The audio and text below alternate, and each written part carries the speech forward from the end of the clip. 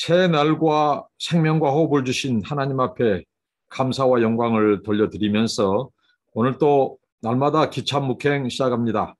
하나님 아버지, 감사와 영광을 돌려드립니다. 생명과 호흡을 주시고 새날을 허락해 주신 것 감사합니다. 날마다 하나님과 동행하고 하나님 말씀에 귀 기울이게 하시니 감사합니다. 주의 말씀은 제 발에 길이요 등불입니다. 주여, 말씀의 빛을 비춰주시고 말씀에 붙잡혀 살게 하옵소서. 예수님의 이름으로 기도하옵나이다. 아멘. 찬송합니다. 나 주의 도움 받고자 찬양하겠습니다. 나 주의 도움 받고자 주 예수님께 빕니다. 그 구원 허락하시사 날 받으옵소서. 내 모습 이대로 주 받으옵소서. 날 위해 돌아가신 주 날 받으옵소서. 큰 죄에 빠져 영죽을 날 위해 피 흘렸으니 주 영상대로 마피 주사 날 받으옵소서. 내 모습 이대로 주 받으옵소서. 날 위해 돌아가신 주 날 받으옵소서. 내 힘과 결심 약하여 늘 깨어지기 쉬우니 주 이름으로 구원해 날 받으옵소서. 내 모습 이대로 주 받으옵소서. 날 위해 돌아가신 주 날 받으옵소서. 내 주님 서신 발 앞에 나 꿇어드렸으니 그 크신 역사 이루게 날 받으옵소서. 내 모습 이대로 주 받으옵소서. 날 위해 돌아가신 주 날 받으옵소서. 아멘. 사사기서 19장 1절부터 10절 말씀입니다. 사사기서 19장 1절로 10절입니다. 이스라엘의 왕이 없을 그때에 에브라임 산지 구석에 거류하는 어떤 뇌이 사람이 유다 베들레헴에서 첩을 맞이하였더니 그 첩이 행음하고 남편을 떠나 유다 베들레헴 그의 아버지의 집에 돌아가서 거기서 넉 달 동안을 지내며 그의 남편이 그 여자에게 다정하게 말하고 그를 데려오고자 하여 하인 한 사람과 나귀 2마리를 데리고 그에게로 가매 여자가 그를 인도하여 아버지의 집에 들어가니 그 여자의 아버지가 그를 보고 기뻐하니라.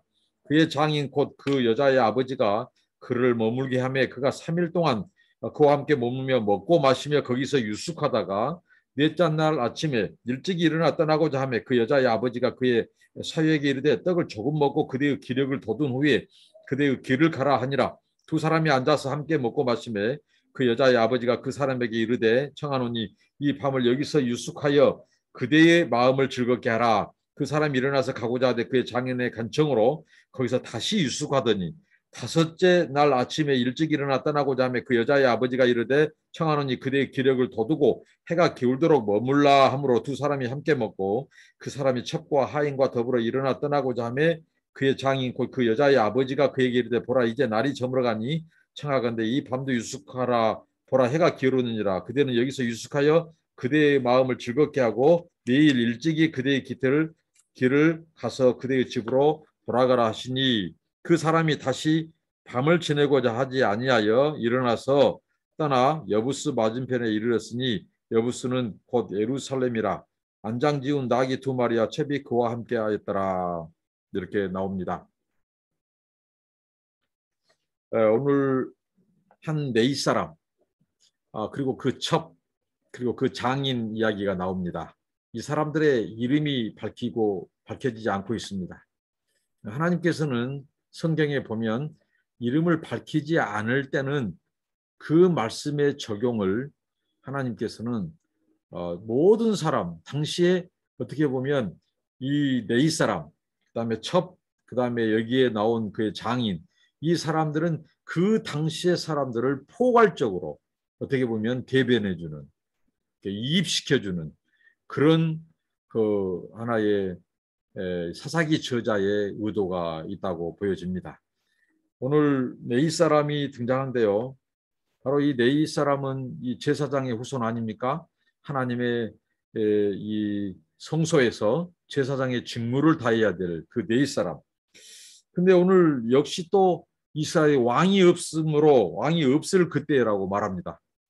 이 왕이 없던 시대, 꼭 여기에 짝을 이루고 나오는 말씀이 왕이 없으므로 그 당시의 사람들이 소견에 당시 자기들의 소견에 오른 대로 행하였다라고 말씀이 나오죠.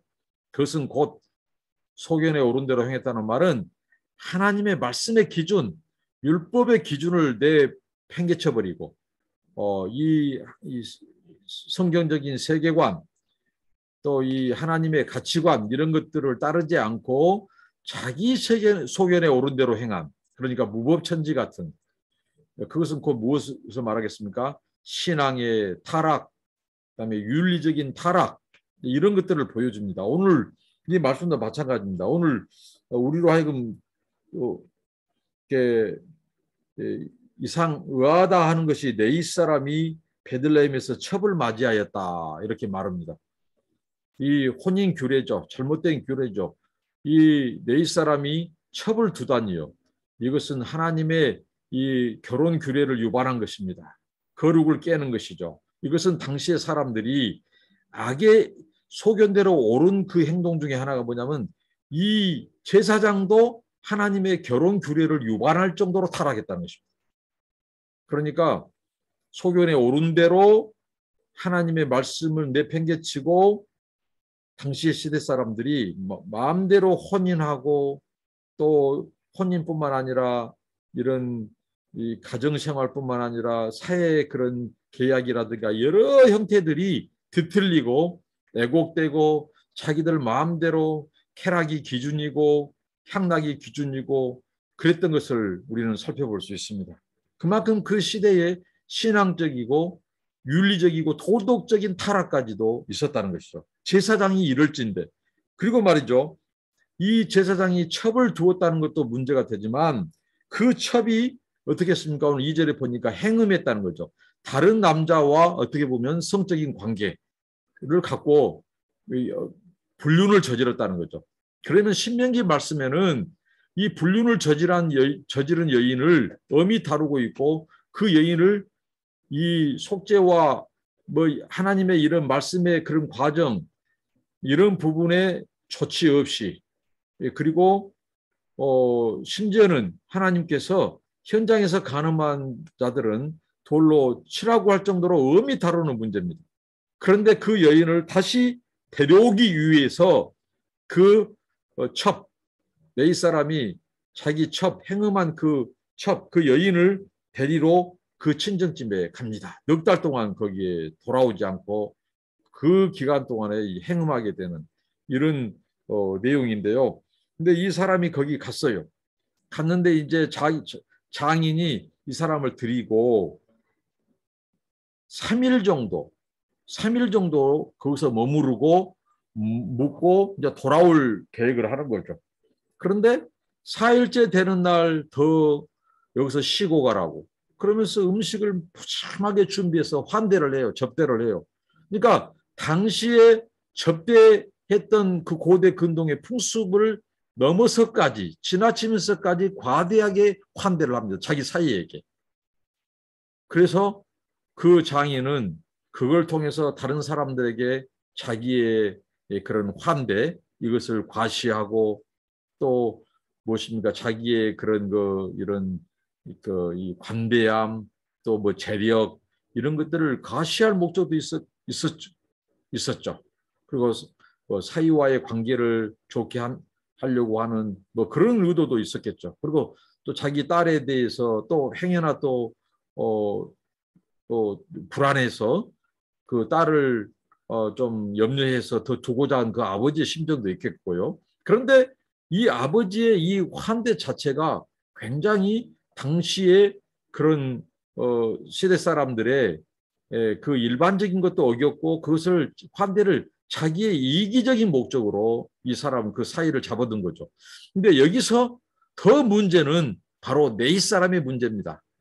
우리가 네이 사람 하면 제사장의 직무를 하는 사람들입니다. 그리고 성전에서 수종 들어야 돼요. 그리고 하나님께서 이 제사장들이 해야 될, 이 네이 사람들이 해야 될 일들 중에 하나가 어떻게 합니까? 날마다 하나님께서 향을 피우겠습니다. 날마다 이 등잔대에 불을 켜도록 했습니다. 그런데 하루가 넘게 머무르고 있다. 벌써 이 사람은 제사장의 직무를 팽개쳐버린 겁니다. 자기가 해야 될 일을, 직무를 유기하는 거예요. 이 결혼 생활도 하나님의 말씀의 법을 어겼죠. 또 간음한 자기 첩을 데리고 오는 그것도 하나님의 율법을 어기는 거죠. 하나님의 말씀을 어기는 거죠. 그리고 자기가 돌아와서 날마다 불을 밝히고 향을 피우고 해야 될 제사장이 매일 해야 될 그 직무마저도 내팽개쳐버린 거죠. 그 시대를 고발합니다. 제사장, 내 이 사람이 하물며 이럴진데 당시의 사람들은 얼마나 하나님을 무시했을까요? 그렇습니다. 당시 시대 상황을 그대로 고발합니다. 자, 오늘 이 네이 사람의 지금 이 모습을 보면 이 사람이 굉장히 육체적이고 쾌락과 향락에 빠진 사람입니다. 첩을 둘 정도입니다. 첩을.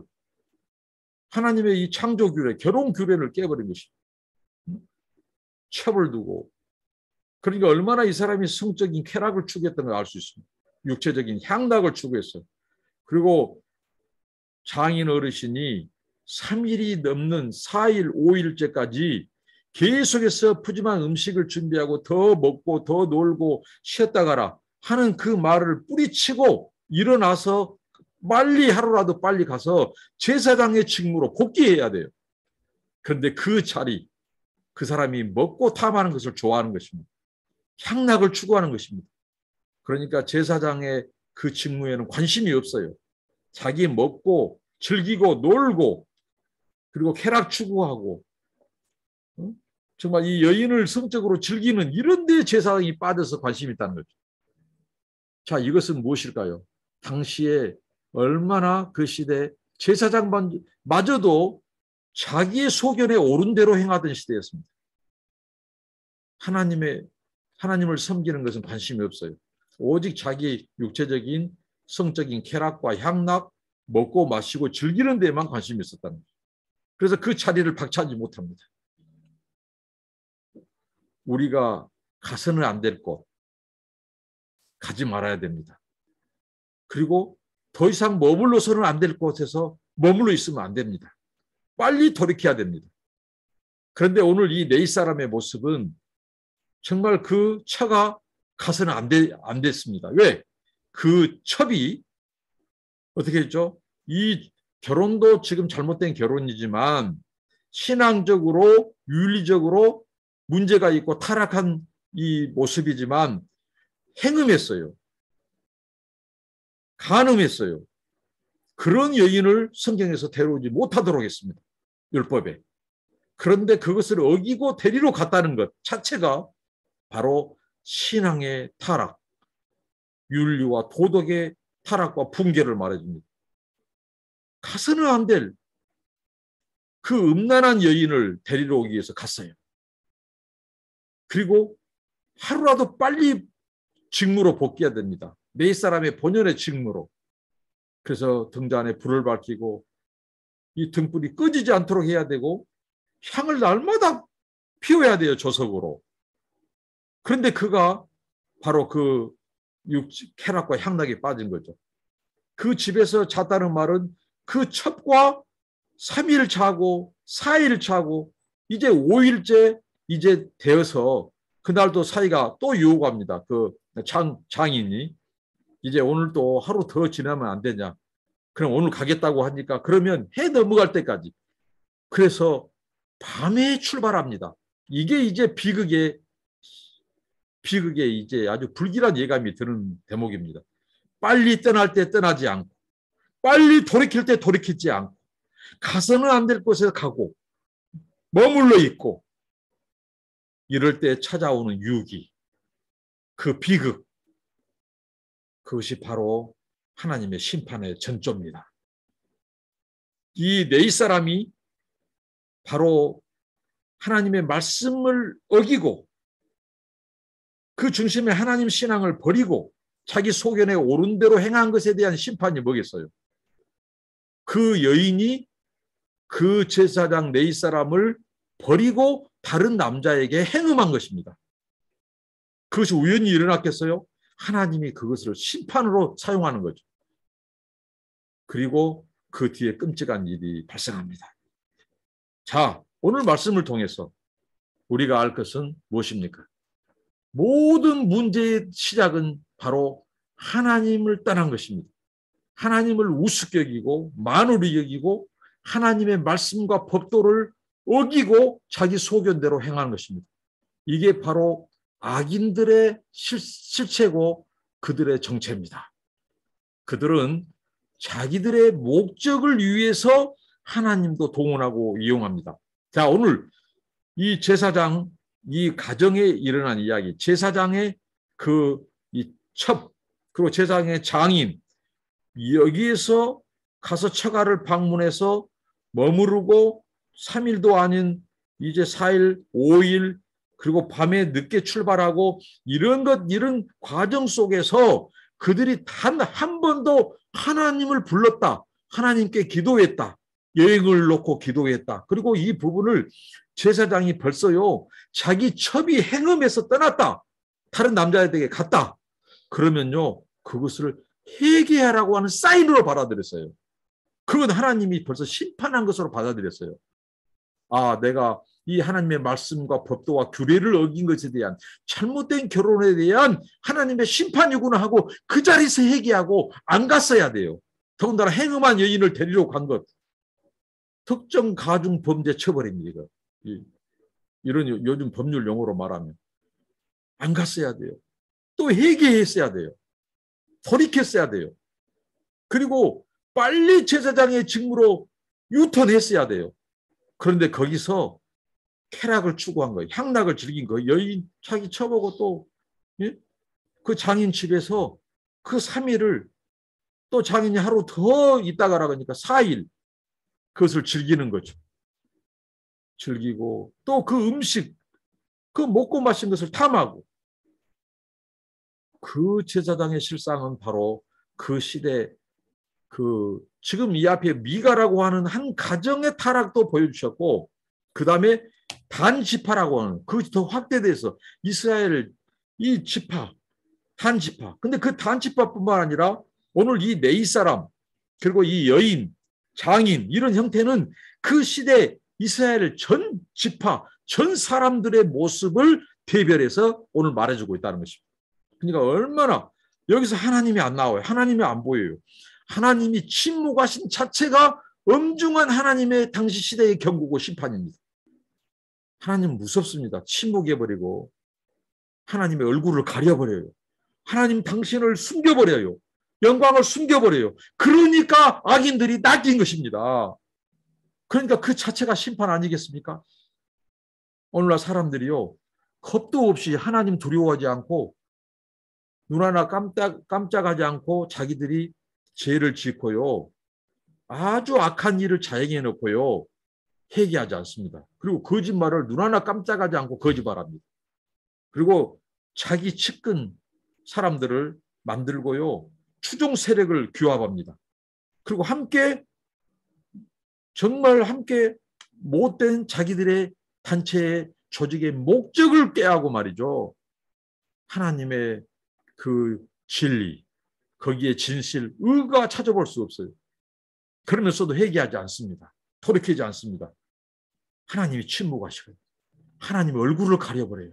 이게 무서운 진노와 심판의 징조입니다.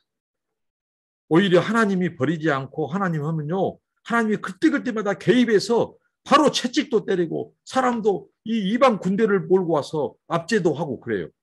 그런데 그것마저도 보이지 않고 이렇게 제사장만저도 타락해버리고 하나님의 말씀은 안중에도 없고 자기 직무, 제사장의 직무 현장도 떠나버려요. 돌아오지 않아요.